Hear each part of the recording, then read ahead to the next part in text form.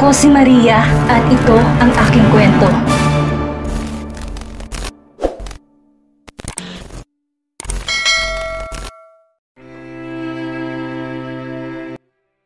Maya-maya pa ay naupo na muna sila doon para intayin ng magulang na Johannes. Dahil na nga rin sa mga sinabi ng triplets ay kung ano-ano nang pumapasok sa isipan ng mga ito. Natatakot tuloy sila na baka mas natatakot to kay Johannes. Maya-maya pa ay biglang bumukas ang pinto. Sumalubong sa kanilang pag-uusap ni Nico at Nicole. Dapat hindi lang ganun ginawa mo. Daddy, kung ako yun iikot-ikot ko pa sila hanggang mahilo sila at kusa nang bumitaw. Bakit lumabas na naman ang dugo Yan naman ang gusto mo Madugong labanan lagi. Sus, nagsalita ang hindi. Tumigil nga kahit baka marinig kayo ng mga bata. Biglang humina ang huling sasabihin ni Amanda nang pagtingin nila sa sining ay maraming tao doon ang pares ng mga matay nakatingin sa kanila. Di nakapagsalita agad ang dalawang grupo. Di alam ang gagawin. Hello? Ngiting sabi ni Nicole at si Nico ang mommy at daddy niya. Dahil doon natauhan ng mga to, agad na nagsalita. Sorry about that guys. Let's introduce ourselves. Baka maging pangit ang first impression nyo sa amin yan. Awkward na sabi ni Amanda na siyang una nagpakilala. I'm Amanda Canner, and this is my husband, Facundo Canner, at ang pangalan namin si Nicole Canner. Sorry kung yun pang naabutin yung conversation. May ginawa lang kami kanina bago bumalik dito. Mahabang sabi ni Amanda habang nakangiti, pero namamaga pa rin ang mga to kakatingin sa kanila. Di tuloy niya alam ang gagawin, kaya't kung ano-ano ang sinasabi ninyo. Sermon ni Amanda sa dalawa. Johan, nakita nito umiiyak na si Nicole. Di napigilan ang sarili tumakbo papunta kay Johannes at niyakap to. Hi ate, kamusta na? Mas lalo pang naiyak si Nicole sa sinabi ng kapatid at pinagahampas ang dibdib nito. Bakit ang tagal mong bumalik? Niyakap na lang na mahigpit na Johannes ang ate at di na rin napigilan pa ang pagtulo ng luha niya. Alam niya, napakahabang panahong nawalay siya sa pamilya. Ngayon ngay pareho na silang malaki ng ate niya. Dad? Tawag ni Johannes sa ama na magtagpo ang mata nilang dalawa. Agad na nagyakapan ang dalawa matapos sumiwaning ni Nicole para ang mga to naman na magkamustahan. I'm glad that you're fine and you're not just fine. You have your own family now. A very well-known man in the business world. I am so proud of you, my son. Agad pinahid na mag-ama ang luha nila. Thanks, Dad. I would love to talk to you a lot pero may isang taong pinalang miss ka bukod sa aming dalawa ng ate mo. Tinignan nilang dalawa ang mommy niya at nagets niya agad ang gustong iparating ng ama. Johannes was a mommy's boy. Sa lahat ng oras, mommy niyang hanap niya. Dali nga niyang kamukha pero ang mommy naman niya ang kanyang kadikit palagi. Mom, I miss you. Di siya sanagot ng ina at bigla na lang siyang niyakap ito na sobrang higpit. Don't just talk and hug me. Bunso, ang laki-laki mo na. Doon na kusang bumigay sa Johannes at di na napigilan ang kanyang mga hagulhol. Sa totoo lang, nang bumalik ang alaala niya, doon pa lang dapat iiyak na siya. Pero di yun ang lugar at tamang panahon para ilabas yon. Ngayon nakita niya ng muli ang tunay na pamilya, hindi niya napipigilan ang kanyang mga luha. Di niya na itatago ang totoong nararamdaman dahil finally, nakauwi na rin siya sa totoo niyang pamilya at totoo niyang bahay. Matapos ng reunion na Johannes at ng kanyang pamilya, isa-isa na nagpakilala ang mga kasama ni na Elvira sa mga ito, hanggang sa makarating kay Daniel na siyang nakatitig lang kay Nicole. I am Daniel po. Simpleng sabi nito and still hindi pa rin naalis ang mata sa babae. Ramdam nilang namumuong tensyon sa pagitan ng dalawa, maging ang magulang ni Johannes pansin din yon. Sumabuti pa magsimula na nga tayong kumain. Mabuti na lang at nagsalita ng ama ni Johannes kung hindi, mapuputo lang tensyon na mamagitan sa kanilang dalawa. Habang kumakain lahat sila'y maingay at nagkukwentuhan, liban lang kay Daniel at Nicole. Ang babae ay tila gusto ng tapusin ng pagkain para na makaalis siya sa lugar na yon. Si Daniel naman ay gustong gusto ng lapitan ng babae at kausapin ito. Hey Brad, ba't ang init ng mata mo kay Nicole? Mas gusto ko sa kanya. Hey Brad, ba't init ng mata mo kay Nicole, ha? May gusto ka sa kanya, no? Sikong sabi ni Angelo at Brady na siyang napagigitnaan nila nito.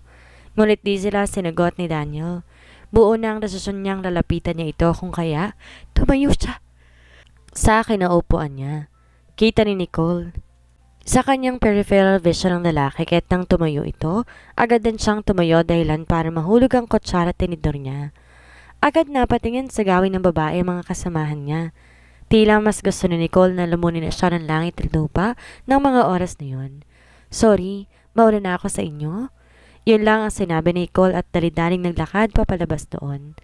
Lakad-takbo nga ang ginagawa nito eh.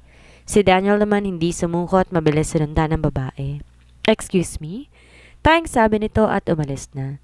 Naiwang tahimik ang mga to hanggang sa magsalita sa Johannes. Hayaan nyo na muna ang dalawa. Kung ano man meron sa kanila, sila nang bahala doon. Sa sinabi ni Johannes, agad nakuha nila ang nais itong iparating. Dahil doon nagpatuloy sila sa pagkukentuhan at pagkain. Sa pangunguna ng mga triplets, lalo nakakatawa ang kanilang hapagkainan. Samantalang sa kabilang banda naman, naabutan ni Daniel si Nicole. Kita niya tong nakahawak sa pader, tila kumukuha ng suporta. Nicole! Napastraight ang tayo si Nicole nang marinig ang boses ng lalaki. Ilang taon niya nang di naririnig ang boses na yon at ilang taon na rin niya tong hinahanap-hanap. Agad niyang pinahid ang luhang tumutulo sa kanyang pisngi at buong loob na hinarap si Daniel. Di naman niya matatakasan ng lalaki. The more na umiiwas siya dito, the more na mahihirapan lamang siya na lumayo dito. Makakalayo pa ba siya kung tadhana na mismo ang naglalapit sa kanila? Naroon na ngayon na kaibigan pala to ng kanyang kapatid na si Johannes. Yes? May ngiting tanong ni Nicole sa lalaki. Natigilan naman si Daniel dahil doon. Naalala niyang ganon na ganon ang unang tagpo nila ni Nicole, lalo na't merong nahulog na gamit ang babae. Matapos yon, nagkita pa silang muli sa bar kung kaya't kinuha na yung pagkakataon ni Daniel para hingin ang number nito at makasama sa bar. Kamusta ka na? Gustong kotongan ni Daniel ang kanyang sarili dahil sa sagot niya na iyon. Sa haba ng panahon na hinanap niyang babae at sa haba ng panahon na gusto niya itong makita at makasama, yun pa ang una na sabi niya dito. Nag-practice na nga siya nung mga panahon na kung sakaling makikita niyang babae. Pero baliwala yon dahil nakakatanga kapag kaharap mo na ang mismong tao. Ako? Okay naman ako. Di na alam ni Daniel ang sasabihin niya. Para nagkaroon ng anghel sa pagitan nilang dalawa. Wala ka na bang sasabihin? Aalis na ako. Wait! Pigil na sabi ni Daniel at nahawakan ang braso nito.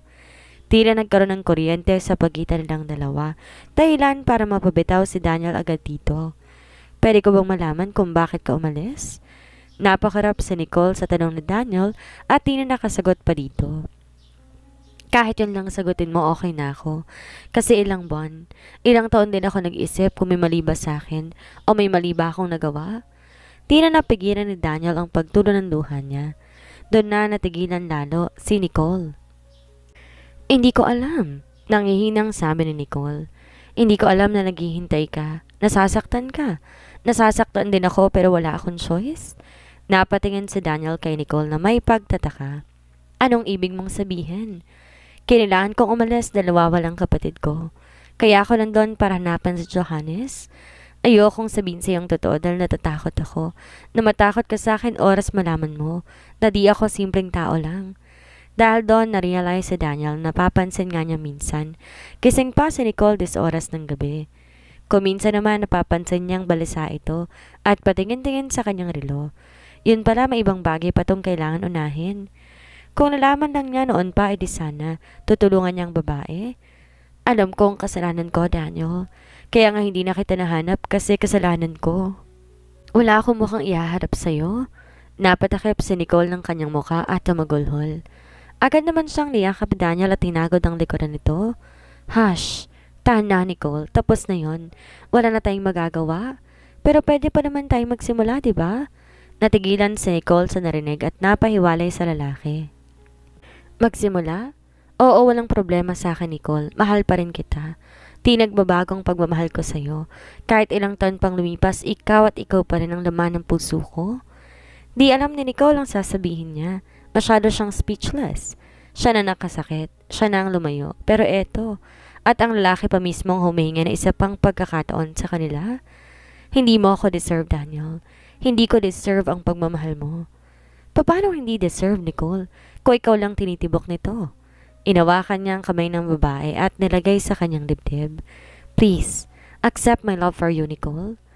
Tuluyan ang bumitaw si Nicole sa sinabi nga ni Daniel. Sino siya para tanggihan ng alok na iyon ng lalaki, gayong mahal niya pa rin ito. Simula nang di sila magkita, ito nang nakatatak sa puso niya, kaya hindi na siya tumitingin pa sa ibang lalaki. Pilit nga siyang naging pinag-aasawa ng kanyang mga magulang dahil tumatanda na siya. Pero dahil nga siya lang ang laman ng puso ni Nicole. Yes, magsimula tayong muli. Di na napigilan pa ni Daniel ang sarili at tinalikan si Nicole sa labi. Hindi kalayuan sa kanila, agad na natakpan ni Elvira at Johannes ang mata ng kanilang mga anak nang biglang halikan ni Daniel si Nicole. Natawa silang lahat. Dahil doon at umalis na doon para bumalik sa main dining hall. Sinundan kasi nila ang mga to since gusto rin nilang malaman kung ano ang meron sa mga to. Ngayong okay na sila, hindi tuloy mapigilang isipin ni Elvira na maisip si Johannes. Di pa rin siya nakakaamin dito. Kapag nga napag-isa silang dalawa, aamin na siya dito. Mabilis na kumalat ang balita sa buong mundo matapos sayaan ng mga kanner na mailabas sa media ang katotohanan. Makalipas ang halos 2 dekadang panahon ay natagpuan na nila ang nawawalang anak nito. Nakita nila doon na kalat na sa news sa mukha ni Johannes, ngunit hindi pa rin nila ito nahanap. Ngayong natagpuan nila to, mas malaking balita yon dahil sa Johannes Salvador at Johannes Canner iisa lamang. Ang kilalang cold at misteryosong lalaki sa larangan ng negosyo ang siyang anak ng pinakamayamang tao. Hindi lamang yon, kahit di siya anak ng isang mayaman na pamilya ay kayang-kaya ni Johannes, si maman mag-isa. Well, mayaman na to technically. Hindi lang yon ang kumakalat ngayon sa social media. Kalat na kalat din ang mukha ni Patricia na siyang nawawala ngayon. Sinampa na to ni Elvira ng kaso sa pagdukot sa anak niya at pagkuha sa mga to ng kanilang kayamanan. Maging ang mga doktor na kasabot ni Patricia nung nanganak siya at nagpepeke ng DNA result ay makukulong. Di lang kulong kundi tanggal din ang lisensya nila. In short, wala na silang mukhang maihaharap pa sa publiko. Ikaw ba naman kung malaban sa asawa ng isang canner? Tingnan lang natin kung makalabas ka pa ng kulungan. Kinausap pa ni Felicity ang kanyang ina na kung pwede, wag sasaktan si Patricia. Tama nga si Elvira. Meron pa rin puwang sa puso na Felicity ang tumayo nitong ina. Pero malinaw kay Felicity na wala na to sa kanya. Pagalang na rin niya yun sa pagpapalaki nito sa kanya. Ni minsan di naman siya sinaktan nito. Nito lang talagang huli nanakit maging ang damdamin niya ay nasaktan din. Pumayag naman si Elvira sa gusto ng anak pero hindi siya nangako. Sa oras na may gawit nitong masama sa kanila, matutupad niya iyon. Masyado ng maraming nadamay at napurwisyo. Ngayong mawawala na to, hindi sila sigurado na wala na nga itong ibang gagawin laban sa kanila. Payag din naman si Felicity sa sinasabi ng ina. Sa Johannes naman, sunod lang sa desisyon ni Elvira, lalo siya't nasaktan at hindi siya. Ngayon, hinihintay na lang ng lahat ang paglabas sa publiko na Johannes at Elvira. Wala namang problema kay Elvira ang ganoong bagay since sanay na siya doon. Noon nga yung na-issue din sila ni Johannes pero hindi nga lang ganon kalala ngayon. Isa pa, masyado na siyang matanda para isipin ang sasabihin ng ibang tao. Meron na nga siyang 3 anak. Wala na siyang ibang gusto ngayon kundi ang mapabuti ang lagay ng kanilang mga anak. At syempre, ganoon din si Johannes. Ngayong nakabalik na siya sa kanyang pamilya, wala na siyang mahihiling pa. Meron pa pala ang pagsagot sa kanya ni Elvira. Katulad ng pangako ni Elvira sa kanyang sarili na maging okay na si Daniel at Nicole, kakausapin niya si Johannes. At ito na ang pagkakataon na yun. Kapag nandun ka na pala sa ganong sitwasyon, biglang nawawala sa isip mo lahat ng mga balak mong sabihin or mabablanko ka na lang. Yun ang nangyayari kay Elvira ngayon. Nagpahanda pa naman siya ng dinner sa rooftop ng mansyon ni Johannes. Dahil na rin gusto ng magulang ni Johannes na doon muna sila manuluyan, lalo pat hindi pa nahahanap ni Joshua o Patricia, pumayag na sila. Lahat sila ngayon ay magkakasama sa malalaking bahay ng mga corner. Kaya din inaantay ng karamihan ang paglabas sa mga to dahil tahimik lamang sila at hindi lumalabas. Siyempre, hindi pa safe ang lumabas. Are you okay, wife? You look tense. Lalo na pangiti ng pilit si Elvira sa tanong ng lalaki. Ang isip niya sumisigaw ng hindi siya okay pero kailangan niyang kalmahin ang sarili. Naroon na siya at hindi na siya po pwedeng mag-back out. Masyado na nga rin sila ng maraming napagdaanan at ayaw niyang mapahamak itong muli nang hindi man lamang nagsasabi ang totoo niyang nararamdaman. Umupo na maayos si Elvira at nagsalita. May sasabihin ako. Napatayan si Johannes sa babae. Masarap kasi ang kanilang kinakain, lalo na't first time niyang muling maranasan sa dating asawang effort ito sa pagluluto. Yes, magaling magluto si Elvira na siyang namana ni John. Masaya siyang namana yun ng panganay nila, lalo na ngayon na magkakasama sila. Malayo na nilang magagawa ang mga bagay na hindi nila nagawa noon. Dahil nga magkakahiwalay silang 5. Ano yun? Ngiting tanong ni Johannes. Kasi utal na sabi ni Elvira. Muli, ayan na naman siya. Nauutal sa harapan nito. Pero umiling na lang siya at diretsong tumingin sa lalaki. It's now or never. Sabi nito sa sarili at nagsalita. Handa na ako, Johannes. Handa na akong simulan ulit ang relasyon natin. Kusang nabitawan na Johannes ang kutsara at tinidor na hawak niya. What? Mas lalong nahiya si Elvira dahil pinapaulit pa nito ang sinabi niya. Bigi ka ba? Ang sabi ko, handa na ako. Handa na akong simulan ulit ang relasyon natin. Buong lakas sa sigaw ni Elvira habang nakapikit. Wala siyang narinig na reaksyon mula kay Johannes kung kaya napadilat siya. Isang mata muna bago ang kabila at doon nakita niyang tulala ito. Huy, magsalita ka naman. Agaw pansin niya sa lalaki at doon lang ito natauhan. Nagulat si Elvira nang bigla tumayo si Johannes at nagsasuntok si Ere pagkatapos ay sumigaw ng yes. Dahil doon lalo pang nahiya si Elvira. Pero maya-maya lamang ay inalis niya rin iyon dahil baka nga ba siya mahihiya kung wala naman mali sa ginagawa nila. Isa pa na sa tamang edad na sila at meron ng mga anak. Ngayon wala na si Patricia, sigurado magiging ayos ng kanilang buhay. Thank you, Elvira. Thank you so much. Pinatayo siya ni Johannes at niyakap na sobrang higpit. Ngumiti lang ng malaki si Elvira at yumakap din pabalik dito. Masaya siya na makitang masaya si Johannes, yun lang sapat na para sa kanya. Finally, matatahimik na rin ang puso niya na walang ibang sinisigaw kundi si Johannes. Kasabay ng pagkalat sa pagkatao ni Johannes ay ang katotohanan sa nakalipas na taon kung bakit si Patricia ang kasama ng mga to at hindi si Elvira na akala nila'y patay na. Ngayon, malinaw na sa kanilang lahat na kagagawan niyo ni Patricia. Marami ang may galit kay Patricia ngayon kung kaya't mainit sa tao ang mata ni Patricia. Sa lugar ko sa nagtatago si Patricia, inis na inis siya. Di man lang siya makabili ng pagkain ng malaya. Meron pa naman siyang pera kahit sapat na yun para pakainin ng sarili. Ngunit di niya alam kung hanggang kailan to. Inis siyang kuyom at binato ni Patricia ang TV na nakita niya sa lugar na yon. Puro na lang Elvira, Johannes, Elvira, Johannes. Galit na sabi nito at masamang nakatingin sa TV na wala ng buhay ngayon. Di niya alam kung kaninong lugar yon pero dahil walang nakatira siya na ang pumasok. Abandonado kaya't sigurado siya na wala na magtatangkang pumunta doon. Hindi siya sanay sa ganun, oo. Pero kailangan niyang sanayin ang sarili dahil wala na siyang ibang aasahan kundi ang sarili na lamang niya. Wala na siyang pamilya ngayon. Wala nang kanyang ina na siyang bukod tanging makakatulong sa kanya. Lahat ng pera nila wala na din dahil sa Joshua na yun. Sa ngayon, 2 taong target niya. Sa Johannes at Joshua. 2 dahilan kung ba't nawala ang kanyang ina. Silang dahilan kung bakit uli na siya. Kung di sila nagpaulan ng bala sa lugar na yon, di sana madadami ang ina kahit malaki ang galit niya sa mga to. Lintik lang ang walang ganti.